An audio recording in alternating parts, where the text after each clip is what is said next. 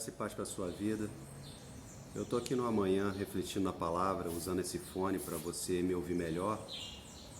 E a palavra se encontra em Atos 15, versículo 36 em diante, quando diz que o apóstolo Paulo, depois de alguns dias, convidou seu amigo de missões, Barnabé, para fazer a sua segunda obra missionária, para rever a fé dos irmãos, ver como estavam as igrejas que eles haviam fundado. E Barnabé quis levar o seu primo, João Marcos. Mas só que aquela ideia não agradou o apóstolo Paulo, porque lá em Atos 13 vai dizer que João Marcos, na primeira obra missionária que eles fizeram, abandonou a missão, voltou da missão, fugiu da missão. A Bíblia não deixa claro por que João Marcos fugiu, João Marcos voltou, abandonou a missão, mas muito provavelmente, depois de ter visto ali os perigos do que era fazer missão na época, ainda hoje é em muitos lugares, ele abandonou. O próprio apóstolo Paulo, ele deixa nas suas cartas, lá em 1 Coríntios, 2 Coríntios, no capítulo 11, ele vai falar dos perigos que ele passou da obra missionária, perigo de morte, perigo de falsos irmãos, perigo de vigília, perigo de naufrágio, muitos outros perigos. Então, quem sabe João Marcos, inexperiente, um jovem ainda, viu aquela situação, fugiu. E a Bíblia vai dizer que por causa desse motivo, houve uma desavença, houve uma discussão entre os dois, de tal forma que os dois tiveram que separar. Eu estou aqui com uma Bíblia da versão King James que vai falar o seguinte: e a discussão foi tão forte entre eles que eles se separaram um do outro. A primeira coisa que eu reflito nessa passagem aqui, nesse versículo, é que se fosse hoje, seria um prato cheio dos abutres da internet, onde as pessoas estão procurando o primeiro escândalo para fazer seus vídeos, para ganhar ibope, para ganhar seguidores, para ganhar inscritos. E no mundo que nós vivemos, onde temos pessoas que determinam quem vai para o inferno ou quem vai para o céu por causa de uma pintura de cabelo, um uso de batom. E seria aí sim um prato feito para os abutres da internet. Mas isso para lá.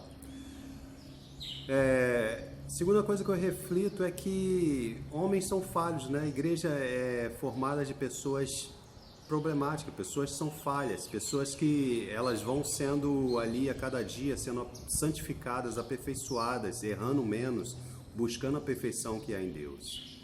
Então, mesmo sendo pastores, apóstolos, o apóstolo Paulo aqui tinha no mínimo 17 anos de conversão. Mas, infelizmente, por causa de uma discussão, os dois vieram a se separar depois de muito tempo trabalhando juntos. E Barnabé é aquele que os apóstolos o apelidaram, Na verdade, o nome dele era José, mas o apelidaram, colocaram o nome de Barnabé, que quer dizer filho da consolação. Em outras versões, Barnabé quer dizer encorajador. E o apóstolo Paulo, depois de 3 anos da sua conversão, chegou ali em Jerusalém e ele não foi muito aceito pela igreja de Jerusalém, não foi muito aceito pelos apóstolos, porque todos diziam: não é este que até pouco tempo nos perseguiam para matar? E o apóstolo Paulo foi meio que rejeitado ali. Então Barnabé, apresentado o apóstolo Paulo, disse como Deus havia se aparecido a ele a caminho de Damasco. Até que o apóstolo Paulo foi aceito na igreja de Jerusalém, mas sofrido tal perseguição, teve que fugir, voltar para sua cidade, voltar para Tarso, sua cidade natal, e viver ali mais um tempo isolado no anonimato. Mas até que a igreja de Antioquia veio a crescer, veio a ganhar grande número de discípulos, e a igreja, os apóstolos decidem enviar Barnabé para a igreja de Antioquia. De quem Barnabé se lembra para ajudar na obra missionária na igreja de Antioquia? Lembra do apóstolo Paulo. Ele foi lá na cidade de Paulo, foi lá buscar Paulo, lá na cidade de Tarso, e buscou o apóstolo Paulo para ajudar na igreja de Antioquia.